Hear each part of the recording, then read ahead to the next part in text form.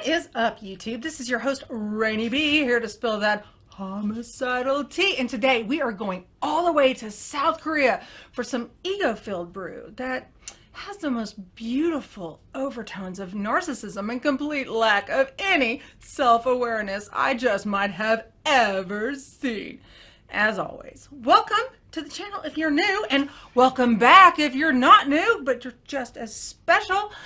Oh my gosh. Now, this case, I know this one's a doozy. You've never heard of it. I am positive that you've never heard of it. So, it's a solved homicide case of Kyung-hee.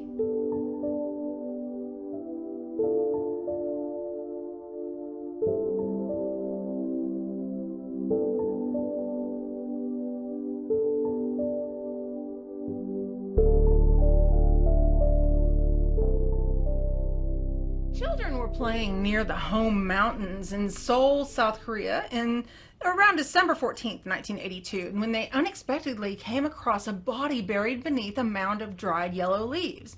It was a woman's body with no clothing, showing really no evidence of trauma or struggle, almost looking like she was sleeping, like almost peaceful is how it was reported. The children ran home to tell their parents of what they found, and the authorities came out immediately to the scene. The police went to the spot right away to cordon it off and begin their investigation. The victim was identified as Kim Kyung-hee, a 24-year-old married woman who lived in Songnam City, Gyeonggi Province. I am not Korean. I hope that's right. And she was last known to be employed at a barber shop in Seoul.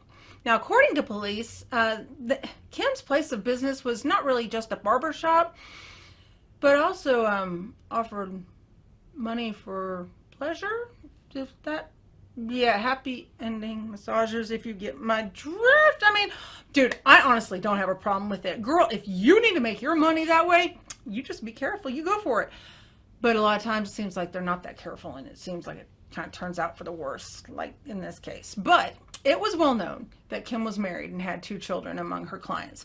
Kim's husband, Choi, on the other hand, he was an unemployed alcoholic who spent the entire day drinking, and every time he would come home drunk after being out binge drinking all day, he had the lovely tendency to beat his wife and children. Okay, so anyway, nearby neighbors, they could hear the loud fighting and beatings in the middle of the night, and everyone wanted to jump in and stop it with the best of intentions. But the thing is that the husband, Choi, he fought back with a vengeance, so no one ever dared to interfere again.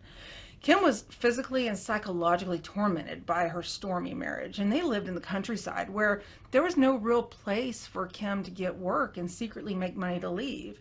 So when she could no longer stand the abuse, she made the decision to leave and fled on her own to Seoul in search of a new life. When she made enough money to support herself and her children, she'd go back and pick the kids up. Finding secure employment, though, was not as easy as she had hoped. See, she was a small town girl, and this was the opulent capital, and she was living alone in a huge city. I mean, we here in the West, we're able to access a lot of programs and help from our government for these situations, like, you know, battered women's homes. They'll even like give you job training and things like that, and then you take the kids in, you can live in a secret home that like nobody knows about. Like, it's crazy. There's so much protection, at least here in the States. It's insane. Seoul is just different. And this is when Kim was forced to choose the barber shop and the off-label work that they offered. Meanwhile, the investigation into her death led the authorities to name Choi as one of their top suspects for obvious reasons. I mean, the fact that the man was violent and not really an honorable man. It was easy to understand he couldn't stand the humiliation of having his wife leave him. However, Choi, he gave a rock-solid alibi, and when it was investigated and followed up on, they found that he couldn't have been the killer. When police were interviewing Kim's co-workers, they learned an important little few details about a somewhat odd character, a 42-year-old customer named Lee Dong-sik. He had a rough childhood. He was mistreated by his parents and eventually, you know, fell into the wrong group of people, and he was sentenced to prison for theft. pulled himself out of that, and he started working as a plumber to support himself after completing his prison sentence. But what's even more interesting about this guy is that he was an incredible amateur photographer who actually belonged to the prestigious Korea Photographers Association. When Kim was tasked with helping this customer, the young woman actually fell in love with the man. When questioned by the authorities, Lee maintained his composure and he didn't say anything unusual. However, despite this, police kept him on their radar. Now, you might be like, dude, leave this guy alone. Let's dig a little bit into weirdo Lee. Lee was a talented photographer who had a pretty impressive portfolio. Only thing was that, well, the subject matter of his photography, I mean, it was mostly nude subjects, and he liked to capture, how can I say, what looked like the final moments of a woman's time on Earth, basically, if you get my drift. Secondly, Lee was acknowledged that he had spoken to Kim just before she passed. What? And asked her if she could be the subject of an outdoor photo shoot. Dude, you're talking too much. But anyway. This is what gets most killers caught. Lee was talking to police casually, but was so taken aback when the officers didn't seem to appreciate his artwork samples that he took out his whole portfolio for them to admire. But there was only one thing. I mean, these photos, they all had weirdly naked women who looked like crime scenes, but none of the ones he took out had Kim in them. I mean, didn't he just say he had a photo shoot with her? Oh, yes, those, he said. And he grabbed this special stack of photos. Lee wouldn't shut up. He told the investigators that after these photos were taken, the two parted ways and they went to their respective houses. But cops noticed the series of photos seemed to be missing some. I mean, her hair was standing up for some of them and against the forested floor where they took the photos. And then suddenly, in the next picture, they were moved to the other side. Like it was a series that was clearly like, you could almost flip it and like see leaves and wind move. But there was an absence of a complete series of snapshots of Kim. So the absence of those certain snapshots, I mean, that struck them as really odd.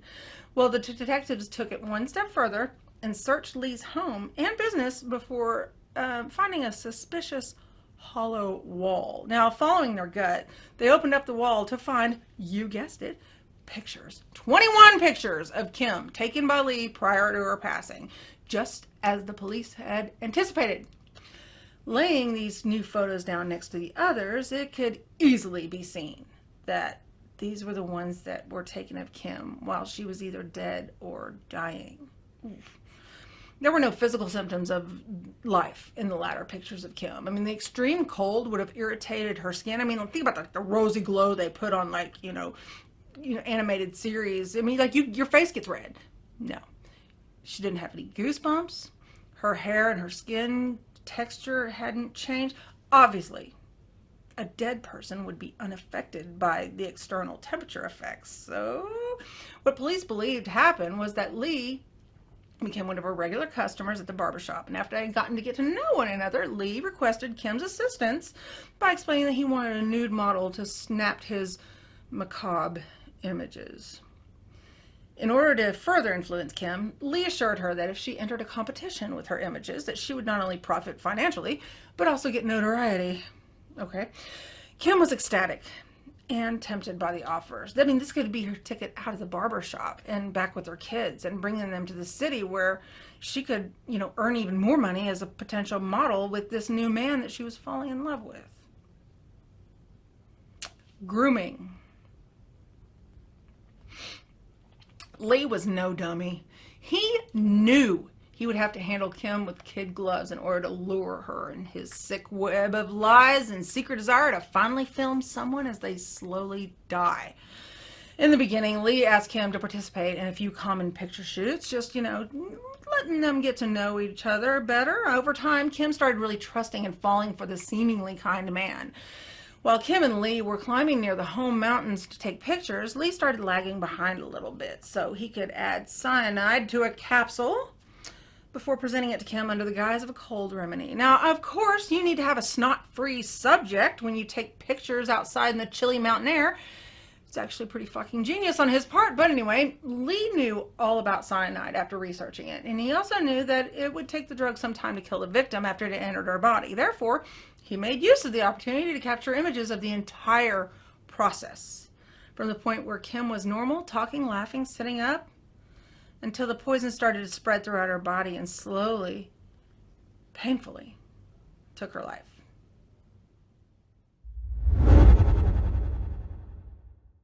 Lee didn't feel guilty at all after committing this crime. I mean, like, whatsoever. In actuality, he was quite happy with himself. He saw it as an act of an artist. I mean, it was a means of getting the perfect series of pictures of an actual event of death taking place. What? Lee never saw this as wrong, any of his actions as wrong. It was only him trying his hardest to devote his life to his art and his passion, whatever, dude. Call it what you want, you're a murderer. So, if he felt this way, could he convince authorities that he was the victim of his artistic addictions? Nope. Lee received, wait for it, the death penalty. Yay! Hooray! For his cruel and heinous actions. He attempted to appeal, but the court dismissed it because it was widely believed that Lee was a total and continued threat to society, obviously. Lee was executed on, why do I smile so much when I say that? Because I love the death penalty.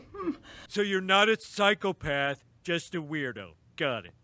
Lee was executed at the Seoul Detention Center of May 27, 1986, putting an end to what had to be one of the most puzzling murder investigations that these detectives had ever worked on in their entire career. Anyway, all right, well, interesting postscript. At the time of his death, Lee had been married, except the woman he was married to had been missing for a long time. Missing, that's one way to put it. Quit murdering people. Well, that is it for this case. I mean, over in cyberpunk badass Seoul, I would love to go to Seoul. It looks so cool over there. I mean, I kind of feel like it would be like what Gotham would look like if it were real. But anyway, I would be too tempted to go to North Korea, though. I am low-key obsessed with North Korea. I mean, like, the whole country, the way of life they live, it is unreal to me. So I watch a lot of North Korea stuff on YouTube. Like, so much. I am definitely on a watch list, which is probably good because, I mean, if I ever did find myself around there, I would need federal agents to help shut my big fat American mouth up because we're so opinionated here. Anyway, what do you guys think about this one? I mean, I know you've never heard of it, so don't even pretend like you have. I really try to find these cases that are, you know, never done on YouTube or not done much on YouTube, but it's hard to research these because I mean everything was in Korean and the translation, wow, it was pretty hard to untangle the order of words and whatnot. Lee was obsessed with death and he wanted to watch someone die and keep a memento of it. I wonder if you guys jollies off afterward, hell, or even at the scene. I bet that place glowed under a black light. The fuck are these people into? Oh my god, I used to have a blog years and years ago. ADHD moment. Hold up. And it chronicled my journey from cokehead to sober person. And oh my gosh, okay, totally. You can look up the search, like, words that people typed in to get to your page and whatnot. Oh my god, there's some really weirdos out there and I dig it. And I just looked on my YouTube Studio app for keywords people use to get my channel, and yeah, there's some interesting ones, which tells me I need to amp up the cleavage. But seriously, to get the word out about the channel, I will, but I ain't about flaunting what I got. An ADHD moment. So we don't play. Anyway, I hope you guys like this one, and I'm trying to find really, really hard to find stories, so I did notice one thing before we go, though, that the YouTube subscriber app, the Studio app, shows me that 83% of y'all aren't subscribed. So why? It's so freaking easy to subscribe. I mean, it does so much for the channel, and it makes YouTube, actually, the more that YouTube thinks that you like me, the more they'll cross-promote my videos, and the more monetization that I can get, and the sooner you can tell people that you had a first-hand help in donating funds to genetic genealogy research and victim scholarships for the remaining family members and kids left behind. Or not, I don't care. I mean, just hit the dislike button and don't subscribe. I don't care. secret apparently that nobody knows is that that dislike button does nothing. So it's there just for you cuties to try and piss people off. Joke's on you, I'm into that shit! I think it's funny that people actually get mad and they really base their self-worth on a clump of pixels that's in the shape of a thumbs up. Dude, I don't care if you like me personally at all. I really don't. Dude, I got friends. I'm good. I just care that you listen to the victim stories. And then maybe you repeat these amongst your friends, and that way it kind of allows the victims to be alive again, but just in a different form. So there. Now, what else can we talk about? Shut the fuck up. No one cares. Did you hear that? Fuck. Asshole. It's like I can almost hear Hazel screaming at me. Shut up!